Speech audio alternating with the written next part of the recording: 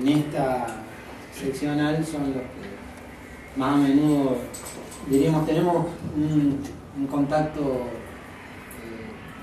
con ustedes más a menudo.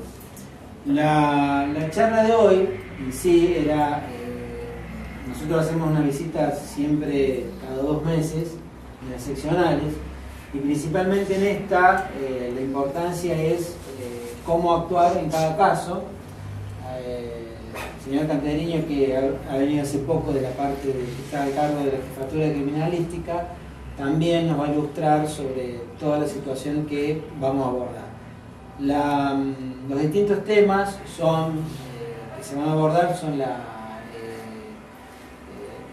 diríamos, nosotros lo que tenemos normalmente cuando ocurre un hecho, apenas ha ocurrido un hecho, lo que se va a llamar, tenemos 2 situaciones. Una, el control de la detención, y el paso siguiente es lo que se va a llamar la formalización, o sea, lo que nosotros tenemos que decirle al juez por qué esa persona está detenida y hacer una calificación. Muchas veces, de acuerdo a los datos que figuran, nosotros tenemos que adecuar la conducta del imputado ¿no es cierto?, a lo que ustedes reflejan en las actas. Entonces la charla esta sobre todo es cuáles son las cuestiones de procedimiento en general que ustedes deben velar para el cumplimiento del deber de ustedes, y para que se nos facilite a nosotros una vez que ustedes nos dan conocimiento al Ministerio Fiscal. Ustedes saben que diríamos, a partir de la Ley 5478, esto es de la modificación del Código de Procedimiento, el fiscal es el que lleva adelante la investigación, ¿sí? Ya no es más el juez de instrucción, y ustedes tienen contacto directo con el fiscal. Cuando ustedes toman conocimiento, es decir, al fiscal, el fiscal lo que hace es tomar recepción de ese imputado, ¿sí? Obviamente al oficial que le da la novedad, le pide precisiones, y le pide precisiones precisamente para controlar si es legal la detención esa.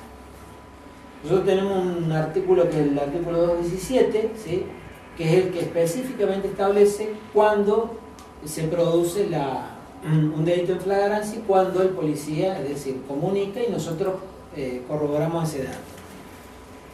¿Por qué es importante esto? Porque si nosotros advertimos que el oficial que nos da la información o un suboficial por una circunstancia, en un caso extremo que también nos da la novedad, nosotros corroboramos si es legal. Si no es legal, nosotros tenemos la obligación de inmediatamente comunicarle al juez para que controle esa legalidad, es decir, se transforma en ilegal la detención, e inmediatamente esa persona es puesta en libertad. Para evitar esa circunstancia, nosotros lo que tenemos que tratar es que dar lo mejor posible para que ustedes trabajen en el ámbito donde ustedes están, sobre todo, por ejemplo, en que sabemos que es una de las seccionales, diríamos, con más hechos delictivos, delito contra la propiedad y delito contra las personas, y evitar que el funcionario o el fiscal de turno tenga que pedir esa ilegalidad. Obviamente que a mí personalmente o a las funcionarias que trabajan conmigo, nosotros comprendemos que son auxiliares nuestros y que trabajan a la par nuestro, y no está en nosotros pedir una ilegalidad. Es decir, a mí ni se me ocurriría pedir una ilegalidad por una cuestión de tenerle bronca a algún personal policial. Es decir, si hay una cuestión de procedimiento, esa cuestión se aclarará. Pero si ese oficial o ese suboficial han actuado mal, bueno, obviamente que nosotros lo tenemos que pedir. Es una cuestión de procedimiento, y por eso es importante que ustedes recepten estas circunstancias. Antes que una detención ilegal, lo preferible, ¿sí?, es siempre o evacuar esa consulta con el fiscal, que obviamente saben que está el teléfono de turno, o bien lo que siempre hacemos es decir, antes que lograr que una persona conocida, cuando ya, supongamos, se introducido en un domicilio o en un automóvil, ¿sí?, es siempre pedir la orden, ¿sí?, siempre la orden judicial. ¿Por qué? Porque el juez que controla la legalidad de eso, es decir, si esta persona no corre detrás de él, sino que ya ha habido un espacio de tiempo que lo hemos perdido y sabemos que está ahí, y bueno, hagamos consigna o le pedimos la autorización judicial. La requisa de los automóviles también. Ustedes saben que la única manera en que podemos requisar un automóvil es cuando está debidamente diríamos, el personal apostado, es decir, ya hay un control vehicular y a raíz de eso se puede hacer, ¿sí? De otra manera no se puede hacer porque es legal. Es decir, si nosotros sospechamos o paramos un auto en particular, inmediatamente que nos avisan, cuando llega el acta el otro día, lo que tenemos que decir es la nulidad de requisa. ¿Por qué? Porque no estaba de acuerdo al Código de Procedimiento. Bueno, todo eso, diríamos, pormenores que nos van llevando son importantes para tener en cuenta. Las visitas son, bueno, para informar todas estas preguntas, acotaciones o si tienen algún tema particular que quieran plantear. Para nosotros es importantísimo, cuando armamos este trabajo, la idea nuestra era hacer un trabajo de taller conjunto para que desde la Fiscalía nosotros pudiéramos relevar algunos planteos que tengan en esta agencia policial y así poder hacer un trabajo en conjunto, porque actualmente pareciera como que somos compartimentos estancos, como si hubiera una situación aislada entre la agencia judicial, la agencia policial y el Ministerio Público Fiscal, y la realidad es que en el sistema penal esas agencias tienen que trabajar integradamente para poder obtener un resultado. Nosotros elegimos dos temas, la verdad que cuando la doctora Ibáñez nos envió el programa, existen muchos protocolos respecto de trabajo sobre delitos culposos, dolosos. Nosotros elegimos con la doctora García estos temas entendiendo que en esta jurisdicción hay en su mayoría delitos contra la vida, contra la integridad sexual, delitos de lesiones. No es, por ejemplo, una jurisdicción como la segunda que tiene asalto a bancos, o sea, ni, por ejemplo, la sexta que tiene accidentes de tránsito. Entonces elegimos temas que pudieran servir y que sean disparadores para el trabajo que hacen ustedes todos los días en esta jurisdicción.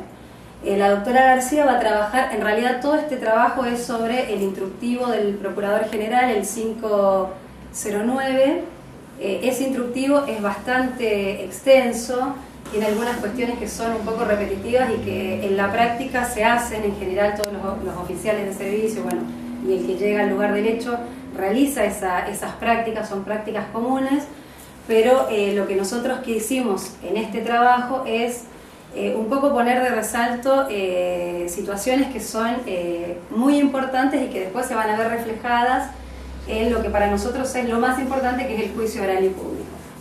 La doctora García va a dar todo lo que es la parte de flagrancia, lo va a explicar y va a explicar los artículos del código respecto de esta situación, o sea, delitos que se están cometiendo en flagrancia, y después agradeciéndole la colaboración al licenciado Canteriño que nos ha ayudado bastante. Yo voy a trabajar con él en todo lo que es la parte de escena del crimen y un poco respecto de todo lo que es aproximación al lugar del hecho, escena del crimen, levantamiento de evidencia, bueno, hallazgo, cadena de custodia, todos esos temas que por ahí siempre uno lo tiene que volver a consultar, lo tiene que volver a leer y se generan dudas. Así que va a estar dividido en esos dos temas teóricos. Después que terminemos de pasar el PowerPoint van a tener la posibilidad de hacer todas las preguntas. Nosotros vinimos dispuestos a tratar de resolverles todas las preguntas también. Hay algunas cuestiones que, bueno, por ahí podemos consensuarlas, hablarlas. Si tienen cuestiones para plantear, también la idea de esta reunión tiene que ver con esto, ¿no? Un trabajo en conjunto. Así que le voy a dar la palabra a mi compañero. La mayoría de ustedes, bueno, creo que la mayoría nos conoce ya, y bueno, ya habiendo hecho la presentación del doctor Bretón y la doctora Banfi, vamos a comenzar a hablar de algo que ustedes viven todos los días y que quizás saben en la práctica más que nosotros de lo que es flagrancia. Nosotros, en lo que se refiere a este tema, tenemos que, como había dicho el doctor Bretón, adecuarnos a lo que dice la norma del Código Procesal Penal, porque si no se nos declaran las nulidades. Respecto de esto, entonces, lo que salto el tema del lugar del hecho, porque después lo van a ver con Canteriño, es para el juez, para decirle al juez qué es flagrancia. Nosotros tenemos que partir de la base de que estamos frente a un delito de acción pública. Si hay algo que no entienden o hay algo que yo estoy explicando mal, por favor me paran y dicen, preguntan, porque es larga la charla, entonces vamos a ir tratando de hablarlo juntos, ¿sí? Entonces, determinar qué flagrancia es lo que ustedes ven. Una persona, cuando ustedes están haciendo la ronda y ven a uno o varios autores del hecho cometiendo el ilícito, apuntando a una persona para sustraerle algún elemento, o ejerciendo fuerza física sobre ella, o intentando ingresar a una casa.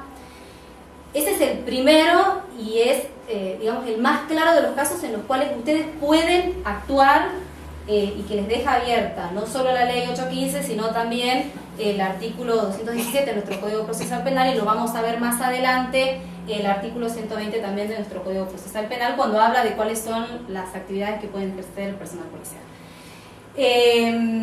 También es flagrancia en aquellos casos en los cuales ustedes llegan al lugar cuando acababa de cometerse el hecho